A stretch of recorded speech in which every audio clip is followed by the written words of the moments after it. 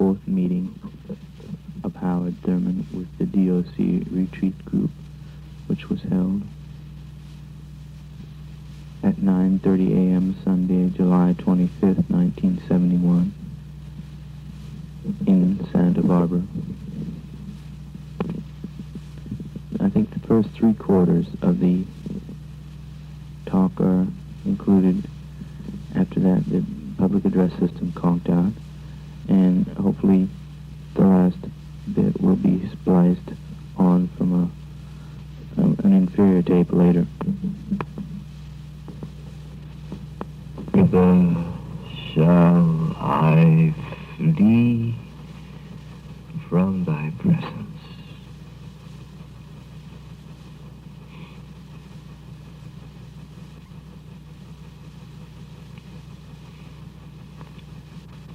If I ascend up into heaven, thou art there. If I make my bed in hell, behold, thou art there. If I take the wings of the morning and fly to the uttermost parts of the sea, even there shall thy hand hold me, and thy right hand shall steady me. If I say, surely the darkness shall cover me, cover me,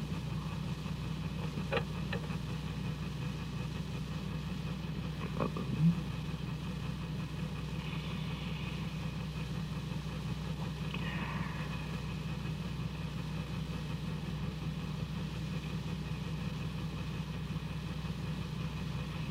Even there,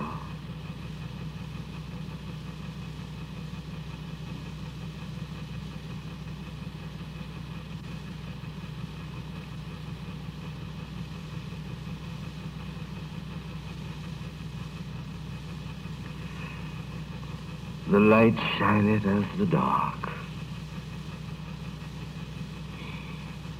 The darkness and the light are both alike to thee.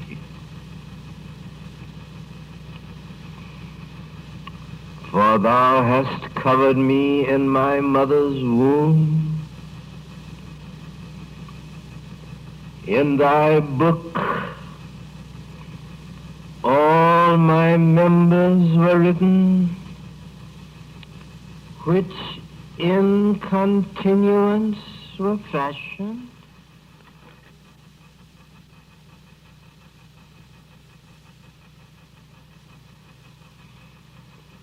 How precious also are thy thoughts unto me, O God, God. How great is the sum of them. If I should count them, they are more in number than the sand. When I awake,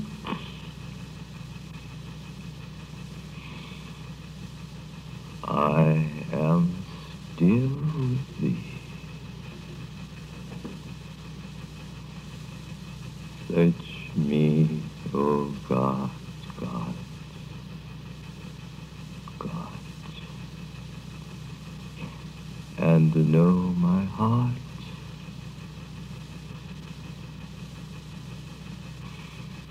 Try me, try me, try me.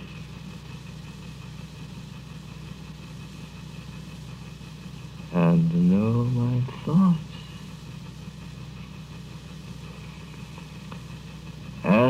see if there be any wicked way in me,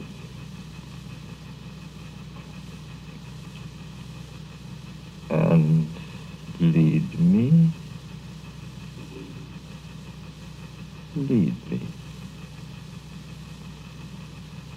in the way everlasting.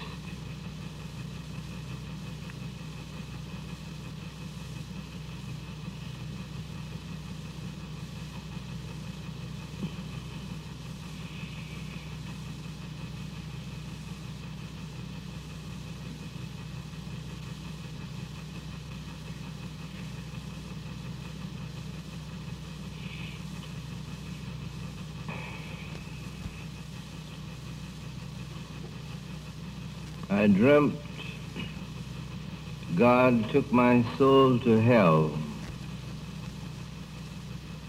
Hell was a fair place. The water of the lake was blue. I said to God, I like this place. And God said, you do? Birds sang, turf came to the water's edge, and trees grew from it. Away off among the trees, I saw beautiful women walking.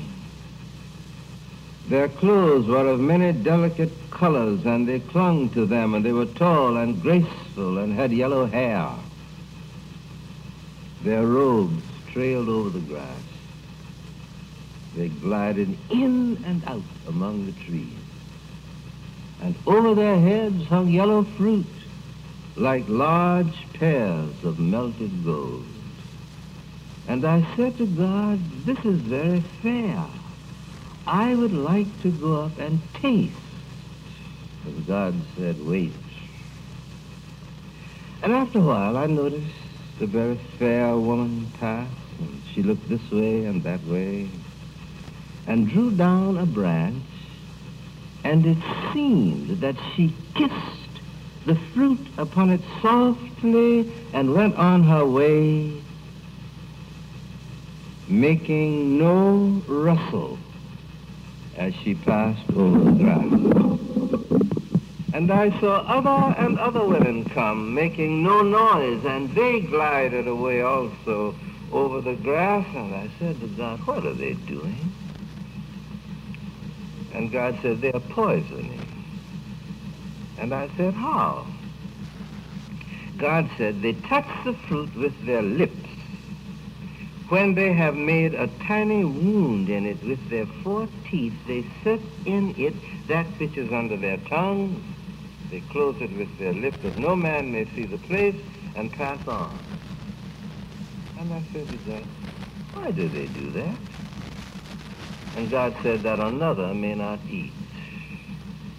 And I said to God, but if they poison all, then none dare eat. What do they gain? And God said, nothing. And then I said, are they not afraid that they themselves may bite where someone else has already bitten? And God said, oh yes. They are afraid. In hell, all men fear.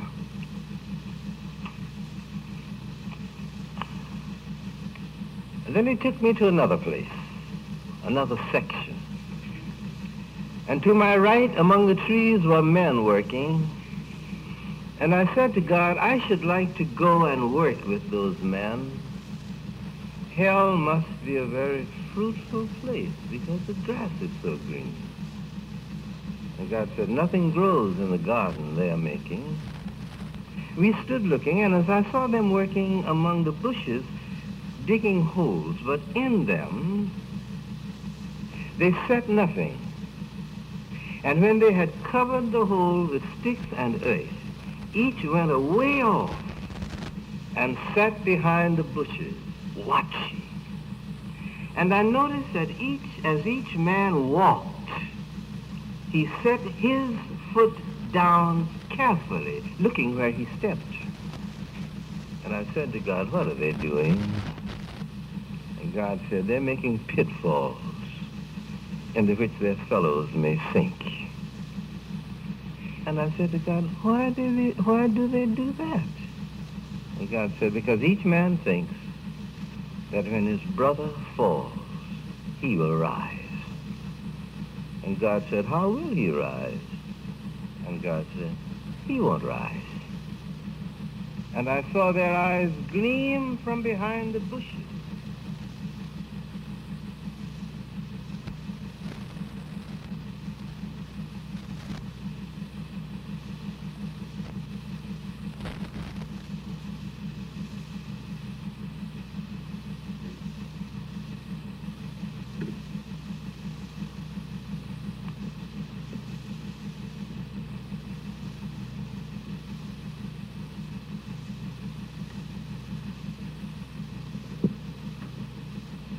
To you see, I feel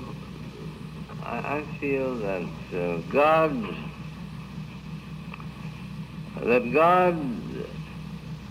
has not left himself without specific witness everywhere. And it is one of the most perilous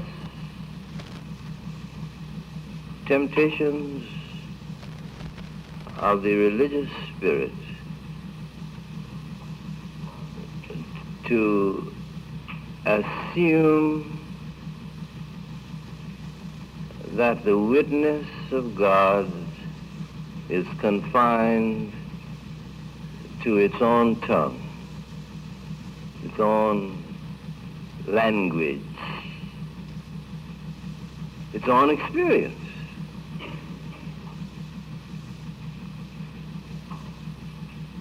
So that I'm always on the lookout for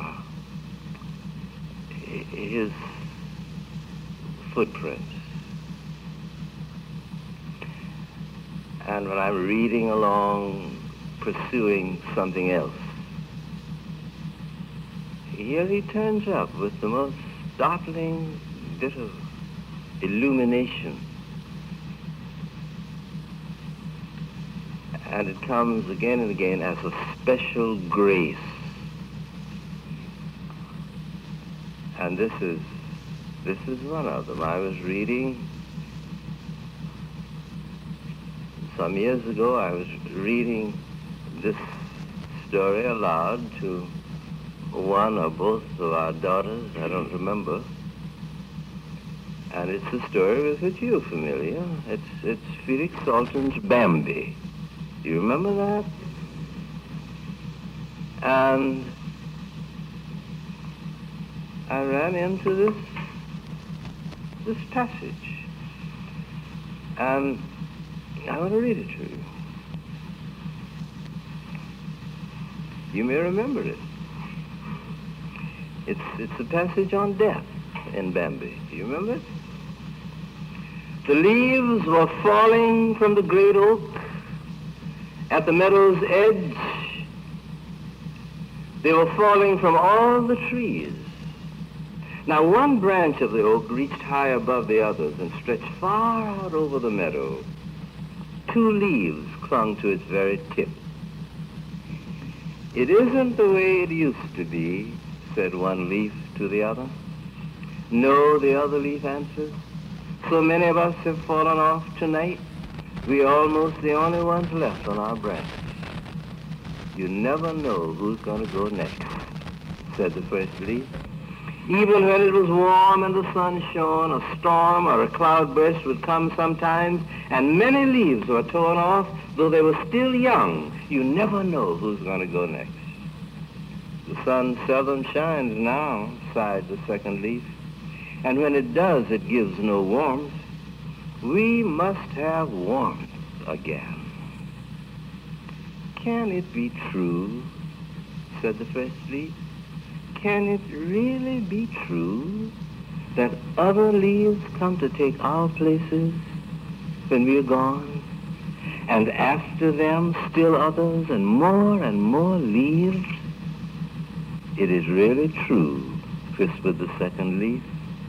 We can't even begin to imagine it. It's beyond our powers. It makes me very sad, said the first leaf. And they were silent for a while. Then the first leaf said quietly to herself, "Why must we fall?" The second leaf asked, "What happens to us when we have fallen?" "We sink down, down. What's under us?" The first leaf answered, "I don't know. Some say one thing, some say another, but nobody knows what's under us." The second leaf answered, "Do we feel anything? Do we know anything about ourselves when we are down there?" The first leaf answered, "Who knows?" They were silent again. And then the first leaf said tenderly to the other, "Don't worry so much about it. You're trembling." "Oh, that's nothing," the second leaf answered. "I tremble at the least thing now. I don't feel so sure of my hold as I used to." "Let's not talk any more about such things," said the first leaf. The other replied, "No, we'll let be. But what else shall we talk about?" She was silent, but went on after a little while. "Which of us will go first?" "There's still plenty of time to worry about that," the other leaf assured her. "Let's remember how beautiful it was, how wonderful, when the sun came out and shone so warmly that we thought we'd burst with life. Do you remember? And the morning dew and the mild and splendid night. Now the nights are dreadful," the second leaf complained, "and there seems to be no end to them." "We shouldn't complain," said the first leaf gently. "We've outlived many, many others." "Have I changed much?" asked the second leaf shyly but determinedly. "Not in the least," the first leaf assured her. "You only think so because I've gotten to be so yellow and ugly, but it's different in your case." "Oh, you're fooling me," the second leaf said. "No, really," the first leaf explained eagerly. "Believe me, you're as lovely as the day you were born. Here and there may be a little yellow spot, but it's hardly noticeable and only makes you handsomer. Believe me." "Thanks," whispered the second leaf, quite touched. "I don't believe you. Not altogether. But I thank you because you're so kind. You've always been so kind to me. I'm now just beginning to understand how kind you are." "Hush," said the other leaf, and kept silent herself, for she was too troubled to talk anymore. Then they were both silent. Hours passed. The moist wind blew cold and hostile through the treetops. "Ah, now," said the second leaf, Then her voice broke off. She was torn from her place and spun down. Winter had come.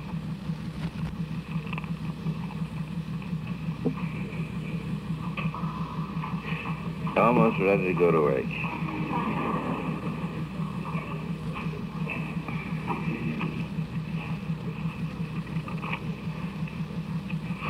Two things from the inward journey. Keep open the door of thy heart. Remember what our theme is. All that you have is your life. All that a man has is his life. All that I have is my life. Keep open the door of thy heart It matters not how many doors are closed against thee. It is a wondrous discovery when there is disclosed to the mind the fact that there may be no direct and responsible relation between two human beings that can determine their attitude towards each other. We are accustomed to thinking that one man's attitude towards another is a response to an attitude. The formula is very neat. Love begets love, hate begets hate, indifference begets indifference. As we come closer to what we are to think about this morning, the relevancy of this is tighter than it was before. There are moments in every man's life when he tries to give as good as or as bad as he gets. There is a profound ground of unity that is more pertinent and authentic than all the unilateral dimensions of our lives. All these kinds. This a man discovers when he is able to keep open the door of his heart. This is one's ultimate responsibility, and it is not dependent upon whether the heart of another is kept open for him. Here is a mystery.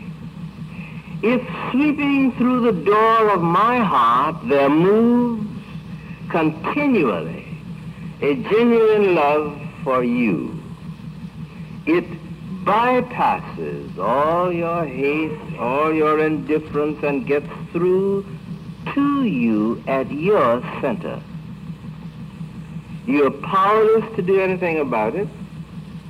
You may keep alive in devious ways the fires of a bitter heart, but they cannot get through to me. Underneath the surface of all the tension, something else is at work. It is utterly impossible for you to keep another from loving you. You may scorn the love. You may reject the love in all the ways within your power. You may try to close every opening in your own heart. It will not matter. This is no easy sentimentality. It is the very essence of the vitality of all being. The essence. The word that love is stronger than hate and goes beyond death is the great disclosure to one who has found that when he keeps open the door of his heart, it matters not how many doors are closed against him. And then we are through. There is a steady anxiety that surrounds man's experience of love. Sometimes the radiance of love is so soft and gentle that the individual sees himself with all harsh lines wiped away and all limitations blended with his strength in so happy a combination that strength seems to be everywhere and weakness is nowhere to be found. This is a part of the magic, the spell of love. Sometimes the radiance of love kindles old fires that have long since grown cold from the neglect of despair, or new fires are kindled by a hope born full-blown without beginning and without ending. Sometimes the radiance of love blesses a life with a vision of its possibilities never before dreamed of or sought, stimulating new endeavor and summoning all latent powers to energize life at its inmost core. But there are other ways by which love works its perfect work. It may stab the spirit by calling forth a bitter and scathing self-judgment. The heights to which it calls may seem so high that all incentive is lost and the individual is stricken with an utter hopelessness and despair. It may throw in relief old and forgotten weaknesses to which one has made the adjustment of acceptance, but which now stir in their place to offer themselves as testimony of one's unworthiness and to challenge the love with their embarrassing authenticity.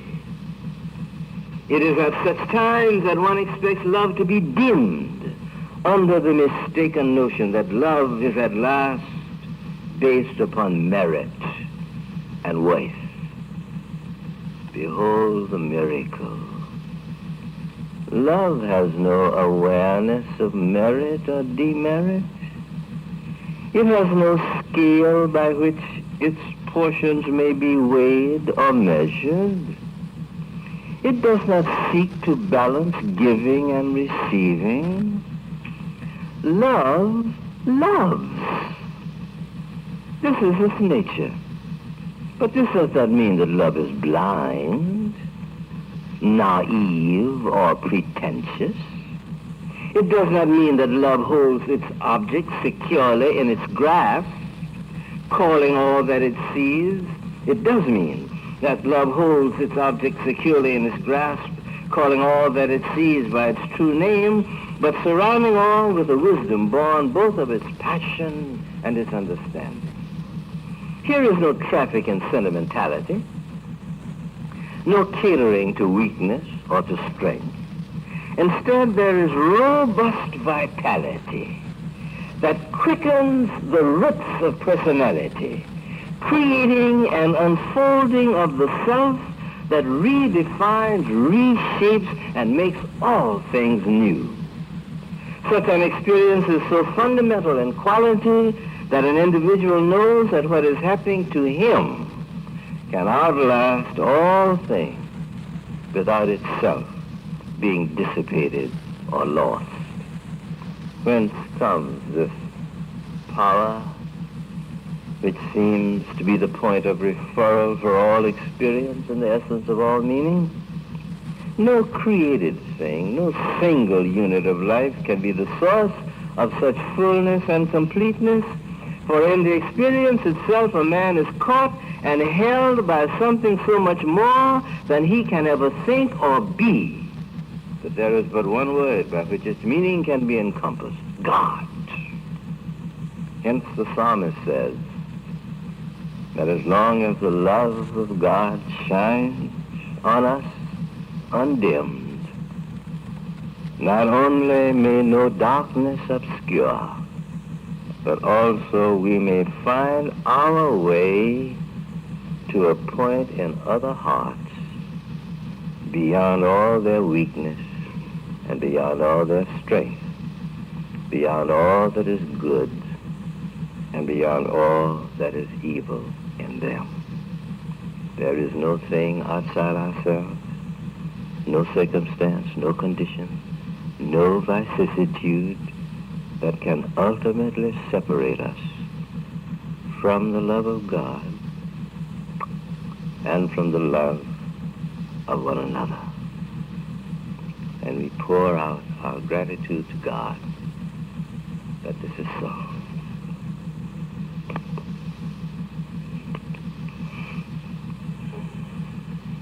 All that a man has is his life.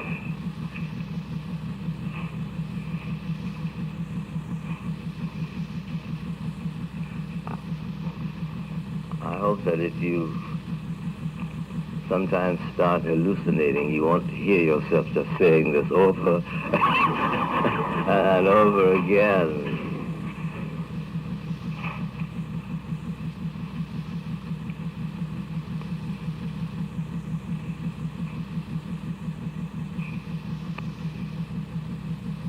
And all that a man has to give is his life.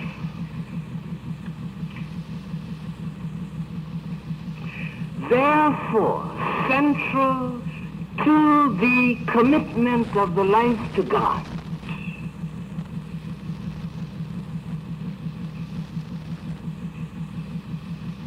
is the giving of that life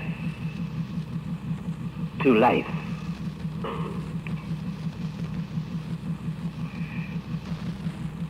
And this means primarily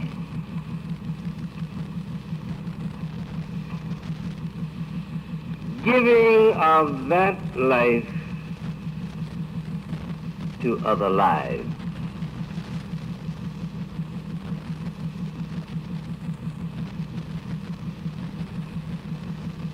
And the word that is used to characterize this kind of self-giving, which is the unfolding of an inner necessity generated by the quality and intensity of one's commitment to God. The word that we use is love. So that in the context of religious experience,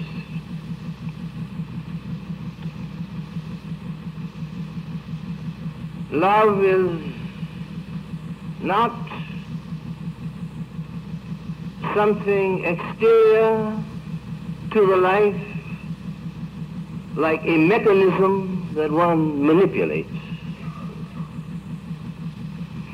It is not a technique that can be put in one's hands and used as an instrumentality. No. It is not in this sense, it seems to me, that love springs out of the genius of the inner experience of commitment. No. But love as the self-giving of the life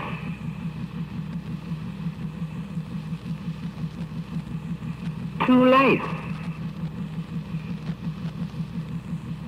which means the self-giving of the life to life.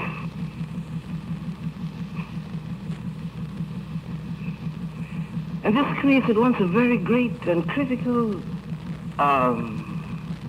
squeeze, because life is everywhere. Everywhere. And it just may be, you see, that I cannot love human life if I do not love other forms of life. It just may be.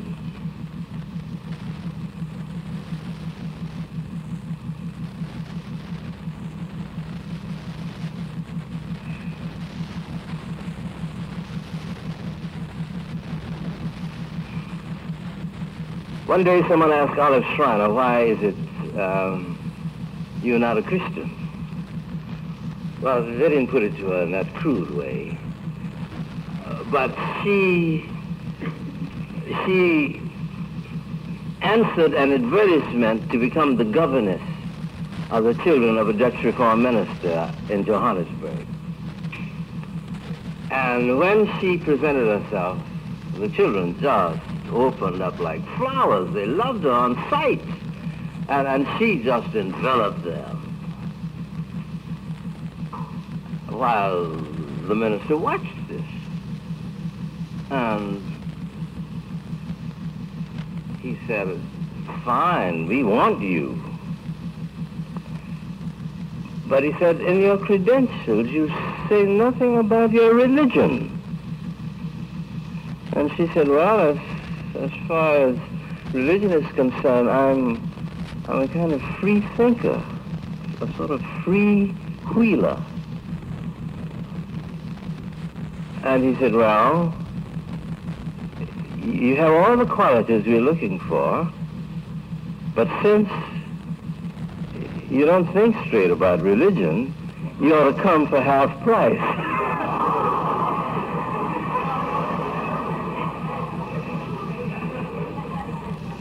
Now, you don't wonder that she would say in one of her great crystal insights, that she felt that we had misunderstood